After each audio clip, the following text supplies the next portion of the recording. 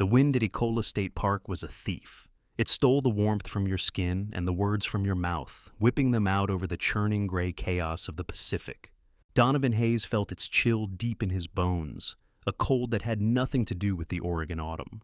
He leaned against the damp wood of the railing at the overlook, the one they called Widow's Leap, and watched his wife, Alicia.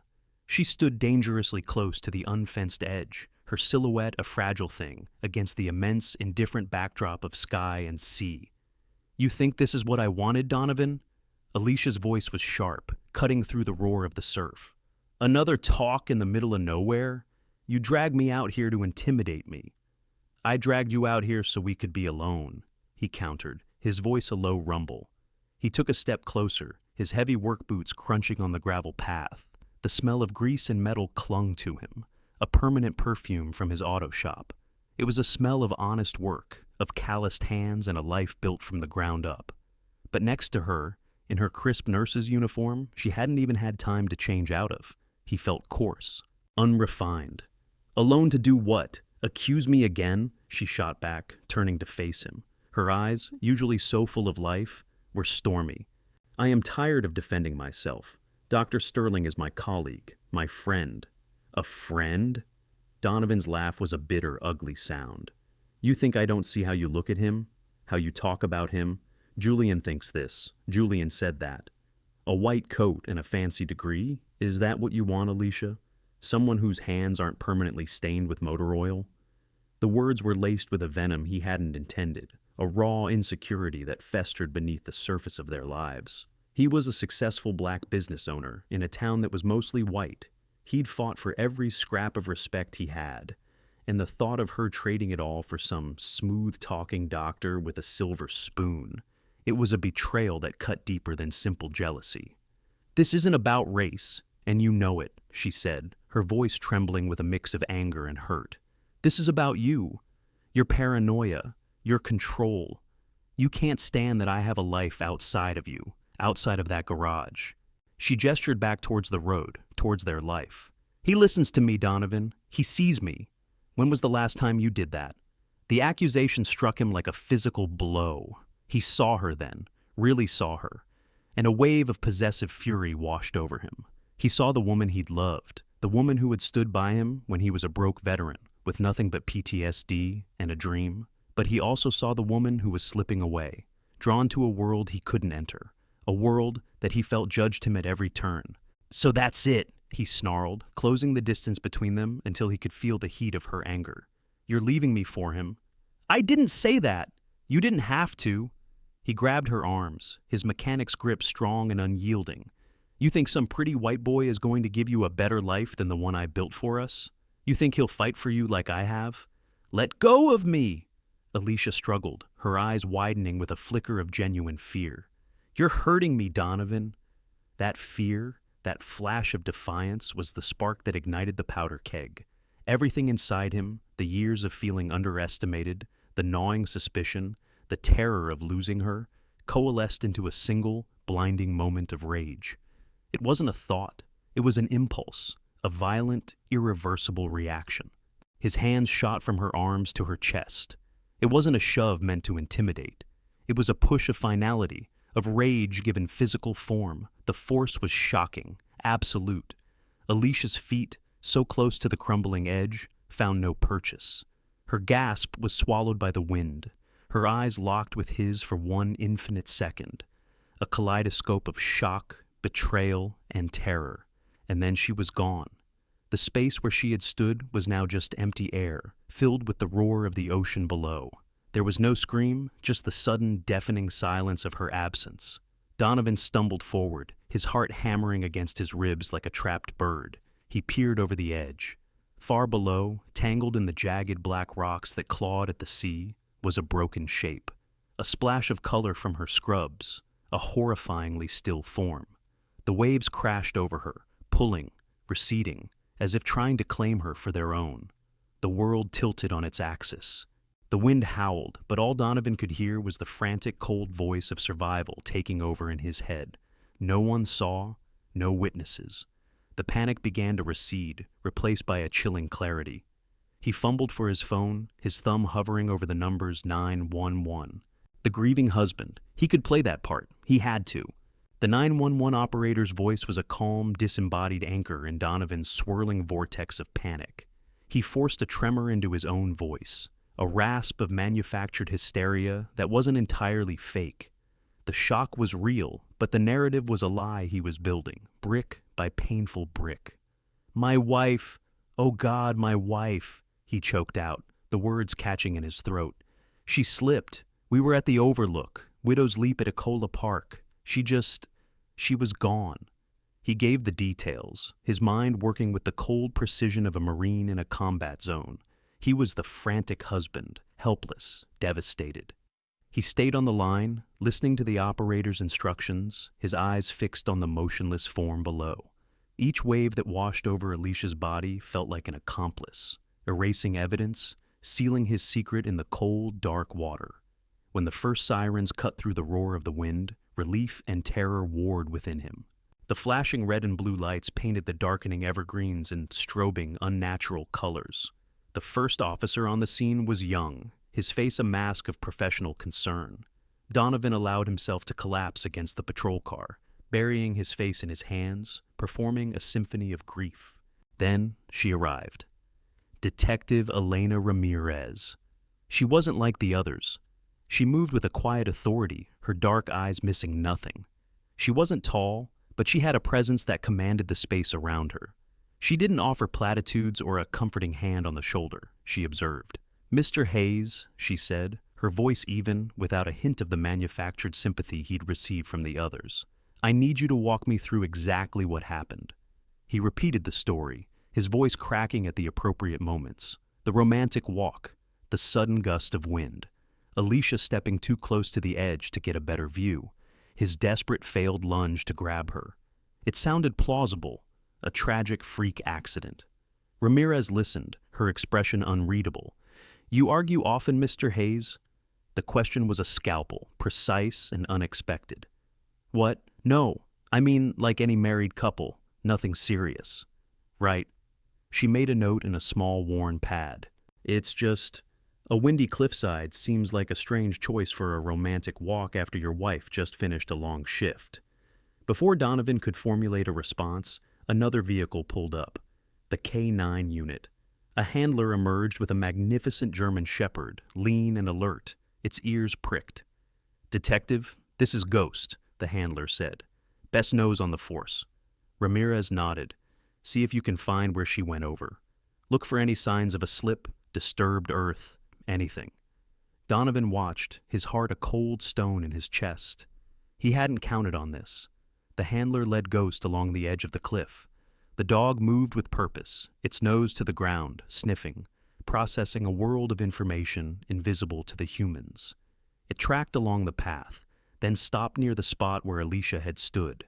But it didn't whine or paw at a specific point of disturbed gravel. Instead, Ghost turned. It looked directly at Donovan. The dog's posture changed. A low, guttural growl rumbled in its chest, and the fur on its back bristled. "Easy, boy," the handler murmured, tugging lightly on the leash. But Ghost's intelligent eyes remained locked on Donovan, its distrust palpable. The dog took a half-step toward him, the growl intensifying, a clear signal of agitation and threat. "He gets antsy around high-stress situations," the handler said, a little too quickly. "The grief, the panic, he can smell it." Donovan stood frozen, feeling as though the animal could see straight through his performance, smelling not grief, but the lie. He could feel Ramirez's eyes on him, watching his reaction to the dog. "Nothing, detective," the handler finally reported, pulling a reluctant Ghost away. "No scuff marks, no deep impressions you'd expect from someone losing their footing. The ground here is packed pretty hard, but still, nothing." Ramirez just nodded, her gaze lingering on Donovan. The lack of evidence was, in itself, a kind of evidence. An accident should have left a mark, a scar on the earth. This was too clean, too neat. As the recovery team began the grim task of rappelling down the cliff face, Ramirez walked back over to him. She handed him a card. "We'll need you to come down to the station to give a formal statement, Mr. Hayes. once you're feeling up to it." The words were standard procedure, but her tone was anything but. As she turned to leave, her eyes met his one last time. There was no sympathy in them, no comfort. There was only a cold, sharp glint of suspicion, as keen and unyielding as the jagged rocks below. The dog had sensed a predator, and now, Donovan knew, so had she. The perfect lie had just developed its first dangerous crack. The funeral was a masterclass in deception. St. James Community Church was filled to capacity, a testament to how loved Alicia had been. The air was thick with the scent of lilies and sorrow. At the front of the church, a closed casket sat, a silent, polished mahogany monument to his crime. The official reason, given with solemn regret, was the devastating nature of the fall. The real reason was that it prevented anyone from seeing the truth etched onto Alicia's body, bruises that might not match a simple, tragic slip. Donovan played the part of the shattered widower to perfection. He stood in the front pew, his broad shoulders slumped, his face a mask of unbearable grief. He accepted condolences with a vacant nod and a choked, "Thank you for coming." He listened as the pastor spoke of Alicia's kindness, her infectious laugh, her dedication as a nurse. Each word was a fresh torment, a reminder of the vibrant life he had extinguished. He even managed to squeeze out a few tears, hot and real, born not of sorrow, but of the terrifying weight of his secret. He felt the eyes of the community on him, their gazes filled with pity. They saw a strong man broken by tragedy. They saw a victim. It was exactly what he wanted. After the service, as people milled about, offering hushed words of comfort, a woman he didn't recognize approached him. She was tall and elegant, with high cheekbones and eyes that were a mirror of Alicia's, though harder, sharper.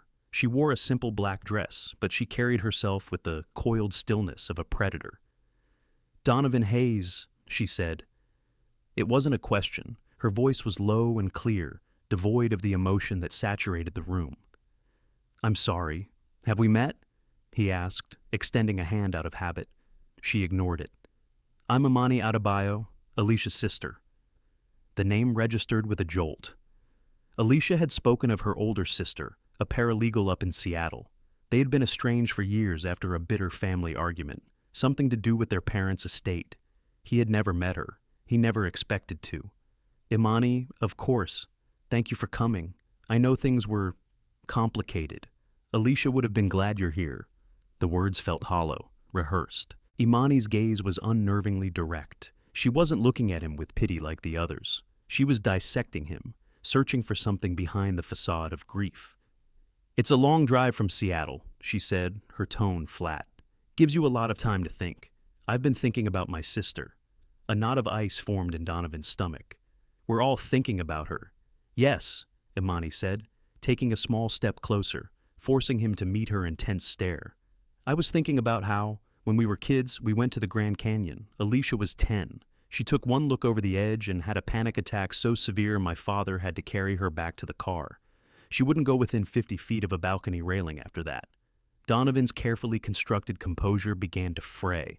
"People change. They get over their fears." "Some fears you don't get over," Imani countered, her voice dropping to a near whisper, for his ears only. "Some fears are wired into your DNA. My sister had a crippling fear of heights, Donovan. She would never, not in a million years, have walked to the edge of an unfenced cliff. Not willingly." The accusation hung in the air between them, as stark and undeniable as the casket a few feet away. It wasn't a question. It was a statement of fact. She was telling him that she knew his story was a lie. He could feel the blood drain from his face, a cold dread seeping into his veins. He looked around, but no one seemed to be paying attention to their quiet, intense exchange. The church was a sea of oblivious mourners. He forced a pained expression. "She was having a hard time. She wasn't herself lately. I thought the fresh air would—" He let his voice trail off, hoping it sounded like a man grasping for answers he'd never find. Imani's lips thinned into a bloodless line. She knew he was lying. He knew she knew. It was a silent declaration of war in the middle of a holy place. "I'll be staying in town for a while," she said, her voice regaining its cool, professional tone. "There are some of Alicia's things I need to sort through. I'm sure we'll be seeing each other." She turned and walked away, her back straight, her stride confident. Donovan watched her go, his feigned grief momentarily forgotten, replaced by a raw, chilling fear. He had fooled the police, the paramedics, an entire town. But he hadn't fooled her. The fight for his freedom wasn't over. In fact, standing there amidst the lilies and the sorrow, he had the terrible feeling that it had only just begun.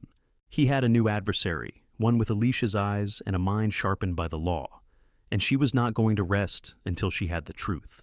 The silence of the house was the loudest sound in the world. In the days following the funeral, it became Donovan's personal tormentor.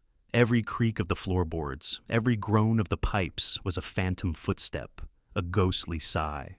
He had once shared this space with Alicia, her laughter echoing in the kitchen, the scent of her shampoo lingering in the bathroom. Now, the house was just a container for his guilt, and the silence was an accusation. He tried to impose order, to reclaim the space. He cleaned obsessively, went back to the garage, buried himself in the familiar rhythm of diagnostics and repairs. But the unease followed him home each night. It started with small things he could almost convince himself were products of a grief-stricken mind. One evening, he came home from the garage, exhausted and grimy, and was hit by a faint, unmistakable scent in the living room. Gardenia, Alicia's favorite perfume.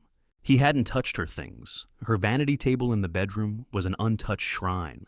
He searched the room, sniffing the air like a hunting dog, but the scent was gone as quickly as it had appeared. "You're imagining it," he told himself, his heart pounding. Stress. A few days later, it was a coffee mug. Alicia had a specific one she used every morning, a quirky ceramic mug from a pottery shop in Cannon Beach.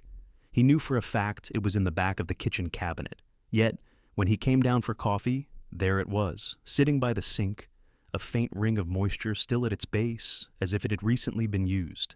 He stared at it, his mind racing. Had he taken it out and forgotten? It was possible. Grief did strange things to a person's memory. But a cold sliver of doubt lodged itself in his mind. The true terror began with Mrs. Gable, his elderly neighbor from across the street. He ran into her while taking out the trash cans, a weekly ritual that now felt hollow. She was a sweet, gossipy woman with kind eyes and a tendency to ramble. "Oh, Donovan, dear," she said, clutching her cardigan around her frail shoulders. "I'm so terribly sorry for your loss. Alicia was such a lovely girl, always a smile." "Thank you, Carol," he mumbled, eager to end the conversation. "I was going to bring over a casserole yesterday evening," she continued, oblivious to his discomfort. "But I saw you had company, so I didn't want to intrude." Donovan froze, his hand tightening on the plastic lid of the bin. "Company? I haven't had anyone over." "Oh, of course you have," she said with a dismissive wave. "I saw her go in through the back. I figured it was a relative staying with you. A woman wearing one of those hooded coats. It was dark, but I saw her." A chill, completely unrelated to the autumn air, snaked down Donovan's spine. A woman? What did she look like? Well, it was hard to tell in the dark, you know. But she walked with a bit of a limp, a strange gait. For a second, just the way she moved. She had a build like your Alicia. "Just for a second, of course," she added hastily, seeing the look on his face. "My old eyes playing tricks on me. But yes, she went right in your back door. I'm glad you have someone there with you, dear. No one should be alone at a time like this." She shuffled back to her house, leaving Donovan standing on the curb, his world tilting once again. A limping woman, a hooded coat. It wasn't a ghost. It wasn't his imagination. Someone had been in his house. His mind immediately jumped to Imani. It had to be her, breaking in, moving things, trying to drive him insane. A paralegal would know how to be careful, how to plant seeds of doubt. The perfume, the mug. It was all part of a twisted game. She was trying to make him crack, to force a confession through psychological warfare. That night, Donovan double-checked every lock in the house. He wedged a chair under the knob of the back door. He sat in the dark living room, a heavy tire iron resting on the couch beside him, and listened. The house was no longer just empty. It was menacing. The silence was no longer accusatory. It was waiting. He was a prisoner in his own home, haunted not by the dead, but by the terrifying possibility of the living. Every shadow seemed to coalesce into a limping figure. Every gust of wind sounded like a hand testing the latch on a window. Sleep felt like a luxury he could no longer afford. He was being hunted, and the ghost had a key. The haunting, as Donovan had begun to call it in the privacy of his own mind, refused to be confined to his home. It followed him to the one place he'd always felt in command, his garage. The shop, with its familiar smells of oil and steel, the satisfying roar of a finely tuned engine, had always been his sanctuary. Now, it too was compromised. He was under a vintage Mustang, wrestling with a stubborn transmission bolt when it happened. The shop's radio, usually tuned to a classic rock station, crackled with static. Then, through the hiss, he heard it, a sound that froze the blood in his veins. A quiet, breathy laugh. Alicia's laugh. It was faint, distorted, but unmistakable. He scrambled out from under the car, banging his head on the chassis, his heart hammering. The shop was empty except for him. The radio was back to playing a Rolling Stones song. "You're losing it, Hayes," he muttered, wiping a greasy hand over his face. But the sound had been too real. The next night, the invasion of his home escalated. After checking every lock 3 times, he finally fell into a restless sleep, only to be jolted awake by the sound of dripping water. He stumbled into the bathroom. The shower was on, a steady, lukewarm stream pattering against the tiles. He knew, with absolute certainty, that he hadn't touched it. And there, on the bath mat, were 2 wet footprints. They were small, slender, Alicia's size. They led out of the bathroom and stopped abruptly in the middle of the hallway, as if the person who made them had simply vanished into thin air. He couldn't take it anymore. The next day he closed the shop early and went to the one person he thought he could trust, David Sarge Carter. Sarge's bar, the Vet's Corner, was a dimly lit haven for former service members, a place of shared stories and unspoken understanding. Sarge, a burly man with a gentle demeanor, had served with Donovan in the same platoon. He'd seen Donovan at his worst and never flinched. "You look like hell, man," Sarge said, sliding a glass of whiskey across the polished bar without being asked. Donovan downed half of it in one gulp, the burn a welcome distraction. He told Sarge everything: the perfume, the mug, the wet footprints, the laugh in the garage. He left out the part about the neighbor, not wanting to give his theory about Amani any credence just yet. He wanted to see what Sarge thought. Sarge listened patiently, his expression serious. "Donovan," he said, leaning on the bar, his voice low. "We saw things over there, man. Things that mess with your head. You've just been through the worst trauma of your life. Your brain is trying to cope. It's textbook PTSD. Your mind is playing tricks on you, filling in the gaps with her. It feels real, Sarge." "I know it does," his friend said, his voice full of genuine sympathy. "That's the nature of it. But a ghost in the shower, a laugh on the radio? Come on, man. You need to talk to someone, a professional, before this eats you alive." Donovan wanted to believe him. It was a rational explanation. It was better than the alternative, that he was being systematically tormented by a ghost or a vengeful sister-in-law. Maybe Sarge was right. Maybe he was just breaking down. His fragile hope for a rational explanation was shattered the following afternoon. Detective Ramirez showed up at his garage, unannounced. She stood in the doorway, blocking the afternoon light, her presence immediately putting him on edge. "Mr. Hayes," she said, skipping the pleasantries. "Just a follow-up question from the coroner's report. It came back this morning." "Okay," he said, his hands tightening on the wrench he was holding. "The report notes multiple bruises on your wife's shoulders and upper arms. The coroner says their shape is distinctive, symmetrical, like she was grabbed hard by a pair of hands." Ramirez's eyes were like chips of flint. He said they don't seem consistent with the kind of random impacts one would sustain during a fall onto jagged rocks. Any thoughts on how they might have gotten there? Donovan's mind went blank. He could feel a cold sweat prickle his neck. He remembered grabbing Alicia, the feel of his fingers digging into her arms. He had been so focused on the push, on the fall itself, that he'd forgotten about the marks his rage had left before the final act. I don't know," he stammered, the lie tasting like ash in his mouth. "Maybe when I tried to catch her, I lunged for her. Maybe I grabbed her then, just before she—" "Maybe," Ramirez said, her voice dripping with skepticism. "It's just that the force required to leave marks like that, it's significant. more of a violent grab than a desperate catch. She let the statement hang in the air, a poison dart. She didn't have proof. She had coroner's notes and a dog's intuition. But it was enough. She was building a case, piece by methodical piece. Donovan felt trapped, squeezed from all sides. At home, he was being haunted by a ghost he couldn't fight. And out in the world, he was being hunted by a detective he couldn't outsmart. His carefully constructed world was crumbling, and he was running out of places to hide. That night, sleep was not a refuge. It was a surrender.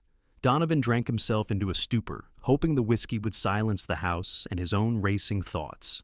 He collapsed into bed, fully clothed, and plunged into a heavy, dreamless darkness. He awoke with a gasp, a primal sense of wrongness pulling him from the depths. The room was unnaturally cold, the kind of deep, penetrating chill that sinks into your bones. The digital clock on his nightstand glowed with crimson numbers. 3:13 a.m. The witching hour. His breath plumed in the air. The window was closed, the heat was on, but the room felt like a meat locker. And then he saw it. Standing in the rectangular frame of the bedroom doorway was a figure. Its silhouette was stark against the faint moonlight filtering down the hall. A woman's form, his heart seized in his chest, a painful, stuttering beat. He fumbled for the lamp on his nightstand, his fingers clumsy with terror. The switch clicked, and the room was flooded with a soft, yellow light. The light did not make the figure disappear, it illuminated it. It was Alicia, but it was a horrifying, broken version of her. She wore the same clothes from that day on the cliff, the blue scrubs, the comfortable sneakers, but they were tattered, dark with seawater, and smeared with mud and something that looked like dried blood.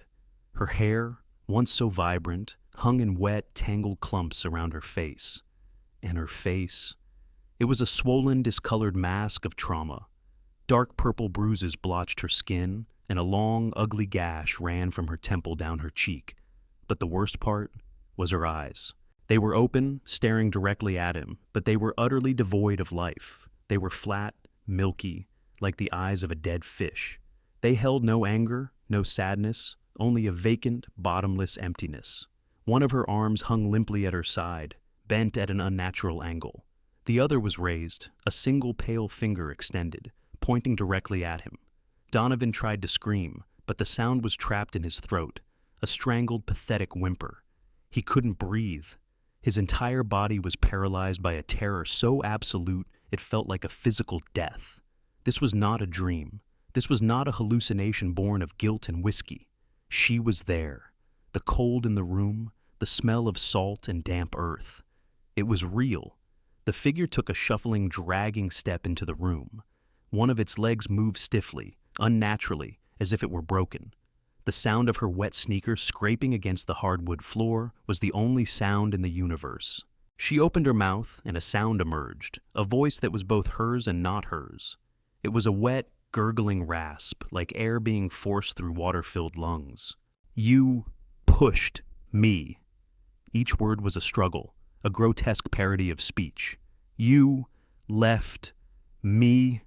The pointing finger never wavered. Her dead eyes never blinked. The paralysis that held Donovan captive finally shattered. A scream tore from his lungs, a raw animal sound of pure, undiluted horror. It was the scream of a man whose reality had been ripped apart, who was staring into the face of the impossible. He scrambled backwards off the bed, crab-walking away from the apparition, his limbs flailing. He knocked over the lamp, plunging the room back into semi-darkness. He could still see her silhouette, still see that pointing finger. The figure tilted its head, a slow, jerky movement, as if listening to his screams with a detached curiosity. And then her bloodless lips stretched into a horrifying, lipless smile, a black gash in her ruined face. "You push me, Donovan," the gurgling voice repeated, a little stronger this time, a little clearer. He didn't wait to hear more. He burst out of the bedroom, not even bothering with the door, crashing through it and stumbling into the hallway. He half ran, half fell down the stairs, his only instinct to flee, to put as much distance as possible between himself and the thing in his bedroom. He didn't grab his keys, his wallet, or his jacket. He ripped the front door open and sprinted out into the cold, dark street, the sound of his own ragged, terrified breaths filling the night. He ran without direction, a man fleeing not just a house, but his own sanity.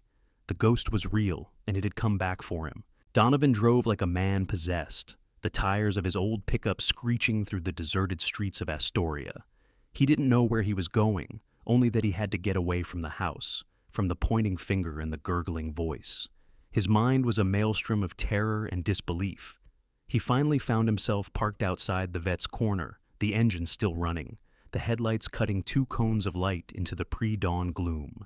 He hammered on the bar's heavy oak door, shouting Sarge's name, until a light flicked on in the apartment above.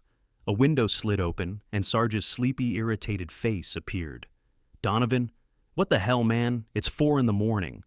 Let me in, Sarge. Please, you've got to let me in." His voice was a ragged plea. Minutes later, Donovan was sitting in Sarge's small kitchen, a fresh glass of whiskey shaking in his hand. He looked like a wild man, his clothes rumpled, his eyes wide with lingering horror, his breath coming in shallow pants. "I saw her," he whispered, the words barely audible. "Alicia. She was in my house, in my bedroom." Sarge rubbed his tired eyes, his expression a mixture of pity and deep concern. "Donovan, listen to me. We talked about this. The stress, the PTSD." "No!" Donovan slammed the glass down on the table, whiskey sloshing over the rim. "This was not in my head. She was there. I could smell the damn ocean on her. She was wet. Her clothes were torn. She talked to me, man." Sarge leaned forward, his demeanor shifting from concerned friend to serious interrogator. Okay. What did she say?" Donovan hesitated. He couldn't tell him what she'd said. "You pushed me." The words were a confession. He'd already put his trust in Sarge, but that trust had its limits. "It was nonsense," he lied, looking away. Gurgling. "But it was her. I swear to God." Sarge sat back, stroking his chin thoughtfully. He was quiet for a long moment, letting Donovan's frantic energy dissipate into the quiet kitchen. When he finally spoke, his voice was measured. "You know, it's a strange thing you mention this," he said, almost casually. "Some of the guys were in here late last night, after you left. Old man Hemlock, you know how he talks. He was saying he thought he saw someone who looked a hell of a lot like Alicia over on the east side of town, near that new condo development." Donovan looked up, his terror momentarily replaced by confusion. "The east side? Why?" Sarge shrugged, avoiding his gaze as he refilled Donovan's glass. "He said he saw her near a house over there. Said he thought it was weird. Of course, Hemlock's half blind and usually half drunk, so I didn't think anything of it." He paused, as if a thought were just occurring to him. "Hey, doesn't Alicia's sister live on the east side now? The one from the funeral? Imani?" The name hit Donovan like a bolt of lightning. Imani. Suddenly, the supernatural horror began to recede, replaced by a cold, sharp, and infinitely more manageable fury. It wasn't a ghost. It was a hoax. A sick, twisted, elaborate hoax. The limp Mrs. Gable had described. The strange appearances, the voice. It was all her. Imani. She must have found an actress, someone who looked like Alicia, dressed her up, and used her to terrorize him. She was trying to gaslight him into a confession. The sheer audacity of it, the cruelty, it was brilliant. "That's it," Donovan whispered, his mind racing, fitting the pieces together. The ghost wasn't a ghost at all. It was a weapon, and Imani was aiming it right at his head. "What's it?" Sarge asked, his face a mask of concern. "It's her. The sister," Donovan said, a grim sense of certainty settling over him. He felt a surge of adrenaline, of control. He wasn't losing his mind. He was being attacked, and he knew how to fight back. "She's trying to drive me crazy. She's behind all of it." He stood up, the fear gone, replaced by a steely resolve. "I have to go over there. I have to see for myself." Whoa, hold on," Sarge said, grabbing his arm. "You can't just go breaking into someone's house in the middle of the night, man. You'll get arrested. Think this through." Donovan hesitated, realizing his friend was right. He was acting on pure emotion. He needed a plan. "You're right," he said, sitting back down, though his body was still coiled like a spring. I'll wait until morning, but I'm going to end this. I'm going to find out what she's up to and expose her for the psycho she is." Sarge gave his shoulder a firm squeeze. Just be careful, Donovan. You're not thinking straight. Don't do anything you'll regret. As Donovan left Sarge's apartment, just as the first gray light of dawn was breaking, he felt a renewed sense of purpose. He was no longer the haunted victim. He was the hunter again. He had a target. He was walking directly into Imani's trap, baited by the perfect piece of information, delivered by the last person he would ever suspect of betrayal.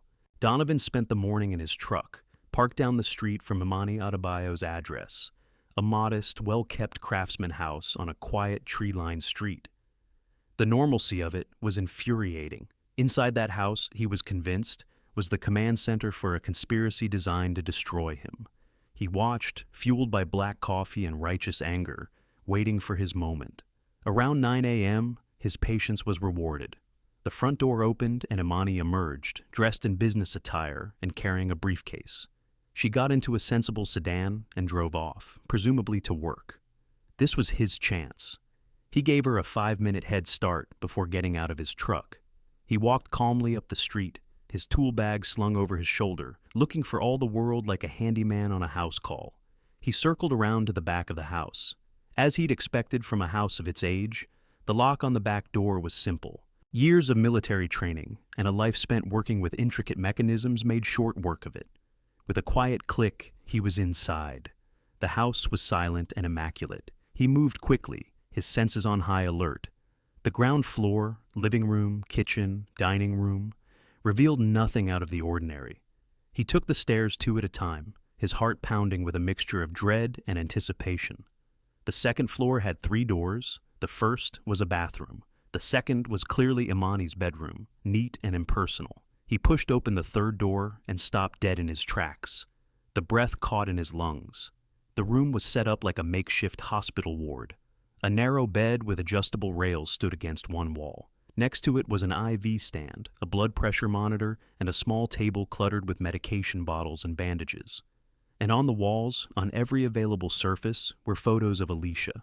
Photos of her smiling, laughing, living. But it wasn't the setup that made Donovan's blood run cold. It was the bed itself.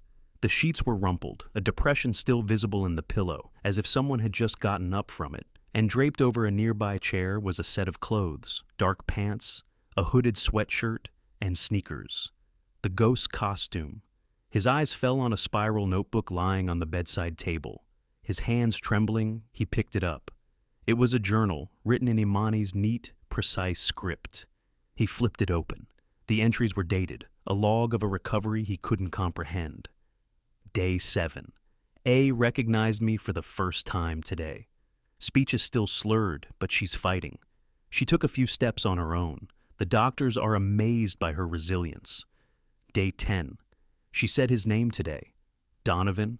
The look in her eyes wasn't confusion. It was pure rage. The memories are starting to surface. Donovan's head swam. A. He flipped back to the first page. Day 1. The fisherman who found her said it was a miracle. Hypothermia, multiple fractures, severe concussion. But she was alive.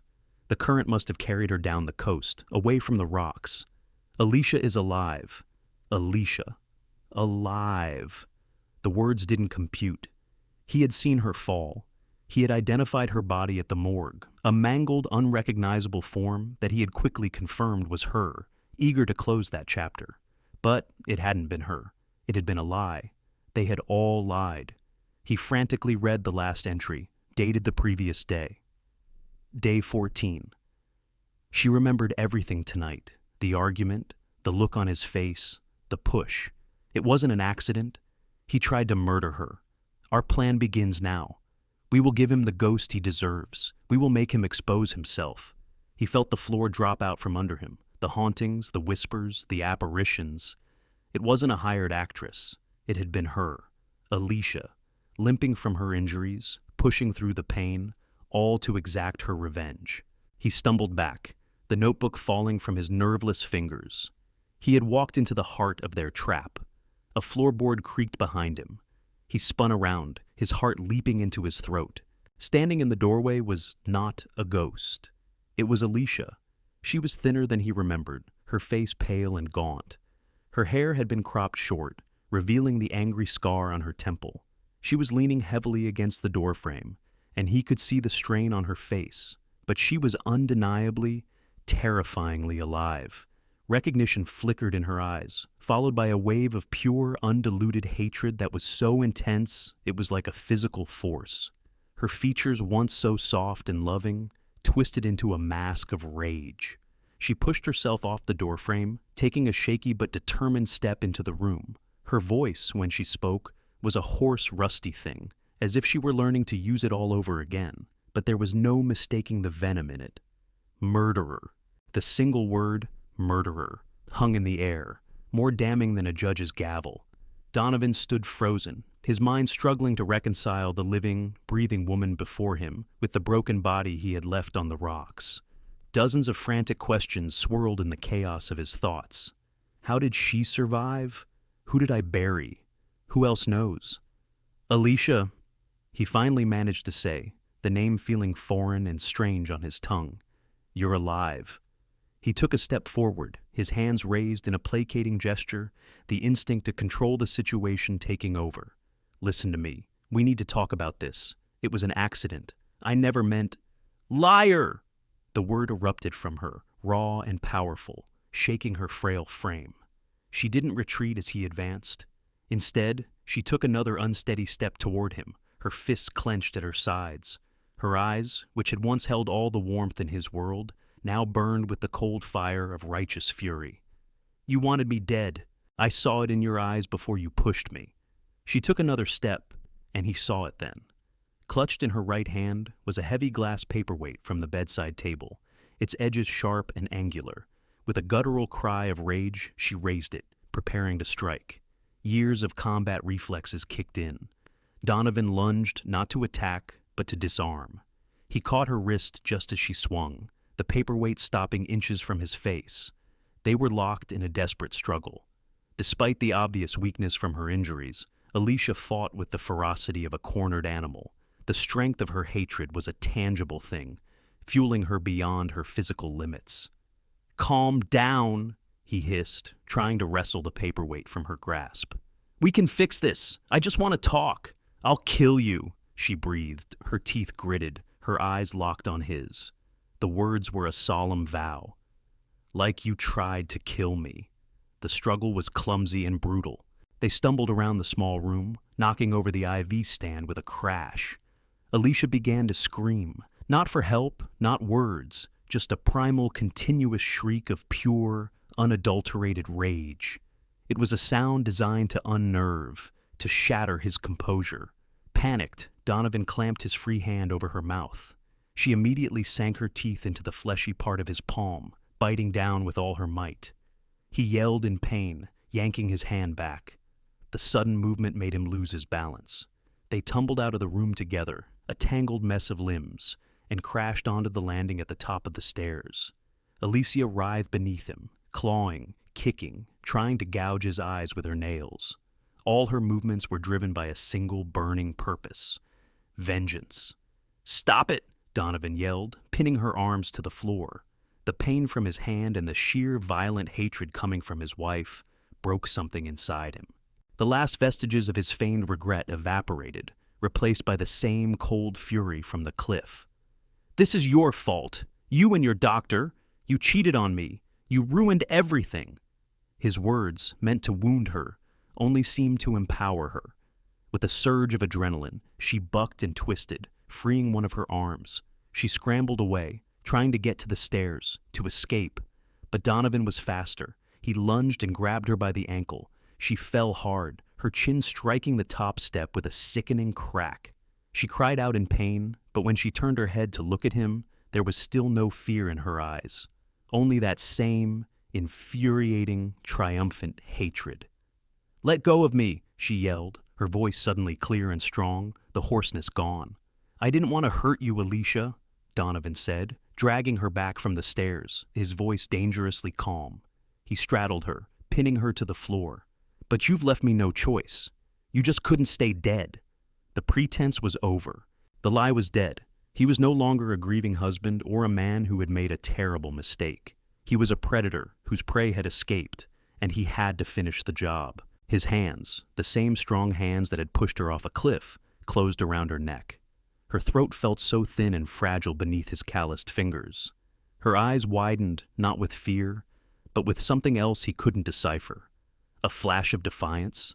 A glint of victory? "I'm sorry," he whispered, the words a lie to himself as much as to her. He began to squeeze. "I have to." Suddenly a voice, hard as steel, cut through the haze of his rage. "Let her go, Donovan." He froze, his grip still tight on Alicia's throat. He turned his head slowly. Standing in the doorway at the bottom of the stairs was Imani, and beside her, cool and composed, was Detective Elena Ramirez. Both women were holding guns, and both were aimed directly at his head. The sight of the two women, guns steady, expressions grim, shattered Donovan's world. His hands fell away from Alicia's throat, as if her skin had suddenly become molten lava. She gasped, coughing and scrambling away from him, collapsing into her sister's protective embrace. But even as she choked for air, her eyes remained fixed on Donovan, and in them he finally recognized the expression he couldn't place before: pure, unadulterated triumph. "It's not what you think," he stammered, raising his hands slowly, the words hollow and absurd even to his own ears. "I think it's exactly what we think," Detective Ramirez replied, her voice dangerously calm as she and another officer advanced up the stairs. "Donovan Hayes, you're under arrest for the attempted murder of your wife, Alicia Hayes. You have the right to remain silent." The click of the handcuffs locking around his wrists was the sound of finality. It was over. The game, the lies, the haunting, it had all led to this. The house was suddenly filled with uniforms, the quiet suburban street now a scene of flashing lights and official purpose. As they led him down the stairs, he looked at Imani, who was holding a shaking but resolute Alicia. "How?" was all he could manage. "How did you know I'd be here?" Imani looked at him with utter contempt. "After you ran from Sarge's place this morning, he called me," she said, her voice dripping with ice. "He was worried you were unstable, that you might do something stupid. He was right. I called Detective Ramirez. We were waiting for you." Sarge. The name hit him with the force of a physical blow. His friend, his brother in arms, the one person he thought he could trust. The friendly advice, the sympathetic ear, the casual mention of a woman near Imani's house. It was all part of the trap. He had been played from every conceivable angle. A thought, a loose end, snagged in his mind. "The body," he said, looking at Ramirez as she steered him toward the front door.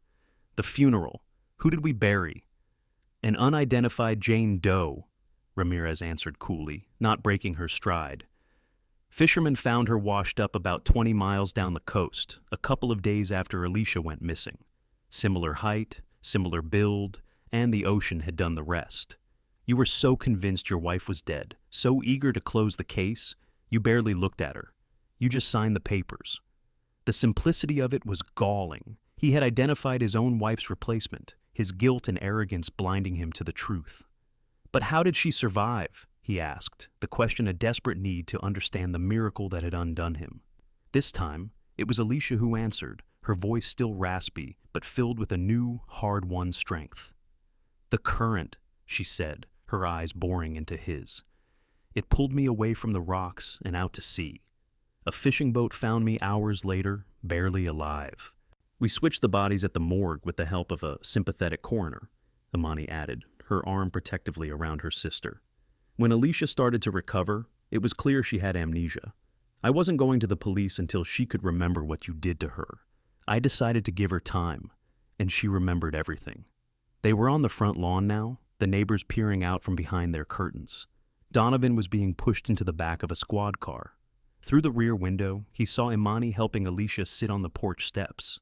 Despite her obvious weakness, her unsteady gait, there was a fire in Alicia's posture. It was the fire of a victor. "You set me up," Donovan hissed as Ramirez slid into the driver's seat. "All of it. You used me as bait." "No, Mr. Hayes," the detective said, turning the key in the ignition. The engine rumbled to life.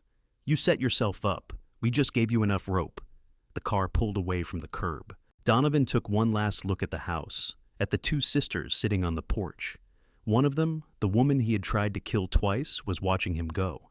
and on her face was a look of absolute soul-deep victory. Checkmate.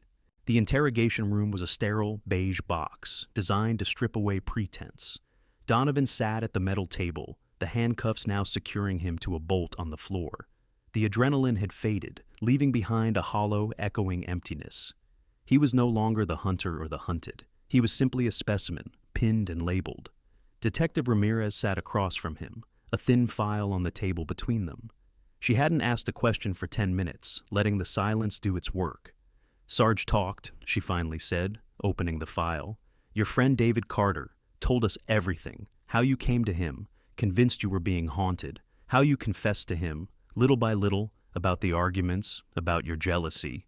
Seems you weren't as careful as you thought when you were unloading on him." Betrayal, sharp and bitter, rose in Donovan's throat. "He was my friend." "He was Alicia's friend too," Ramirez corrected him. "And he's a man who believes in justice more than he believes in misplaced loyalty. He knew what you were capable of. He just needed to be sure." Donovan slumped in his chair, the full weight of his defeat settling upon him. Everything he had built, his business, his reputation, his life, was gone, shattered by a single violent push. He had constructed a world around a lie, and now that world had collapsed, burying him in its ruins. "I just want to know one thing," he said, his voice quiet, resigned. "Was it really her? All those times in my house, the footsteps, the shower, the laugh in my garage, was that all Alicia?" Ramirez leaned forward, her expression unreadable. "Alicia and Imani orchestrated the haunting inside your house. Yes, the wet footprints, the mug, the apparition in the bedroom, that was all them, designed to push you to the breaking point. But the laugh in your garage? The scent of her perfume when no one was there? What do you think, mister? Haze? Sometimes guilt plays very strange tricks on a man's mind. It has a way of becoming its own ghost." She let the ambiguity hang in the air, another layer to his personal hell. Had he been tormented solely by his wife's brilliant plan? Or had his own conscience joined in, creating phantoms to punish him where she could not reach? It didn't matter now. The nightmare was real. As he was led away to a holding cell, Ramirez's final words to him echoed in his mind. She had stood in the doorway of the interrogation room, her gaze steady and unwavering. "You know, Donovan," she'd said, using his first name for the first time. "You talked a lot about being a black man in a white world, about having to fight for everything, about feeling like you were always on the outside looking in. That struggle is real. I see it every day. But it doesn't give you a license to become a monster. It doesn't excuse your rage, your jealousy, or your violence. You faced injustice in the world, and instead of rising above it, you let it poison you until you became the very thing you hated, an oppressor. That wasn't society that pushed Alicia off that cliff. That was your choice." Days turned into weeks. The trial was a formality. With Alicia's testimony, Imani's journal, Sarge's statement, and the witness of his second murder attempt, the verdict was swift. Guilty. The story ends not in a courtroom, but back at Ecola State Park. Two women stand at the overlook, the one once called Widow's Leap. The wind is just as sharp, the ocean just as vast. But today, the sun is out, casting a brilliant light on the water. Alicia Hayes stands tall, her short hair ruffled by the breeze, the scars on her face a testament to her survival. Beside her, Imani Adebayo places a steadying hand on her sister's shoulder. They have justice. They have their lives back. But there is a price. The fear in Alicia's eyes as she looks at the drop is real. The hardness in Imani's gaze is permanent. They are survivors, not victims, but the innocence they lost on that cliff can never be reclaimed. The lesson left in the wind is a simple, brutal one. Injustice can forge a man or break him. Rage, when left unchecked, becomes a fire that consumes everything, especially the person who carries it. And violence, born of jealousy and possession, is a poison with no antidote. It leaves behind nothing but ghosts, some made of memory, some of flesh and blood, and some that are nothing more than the hollowed-out shell of the man you used to be. The truth will always find its way to the surface, but it often arrives too late to save anyone from the wreckage.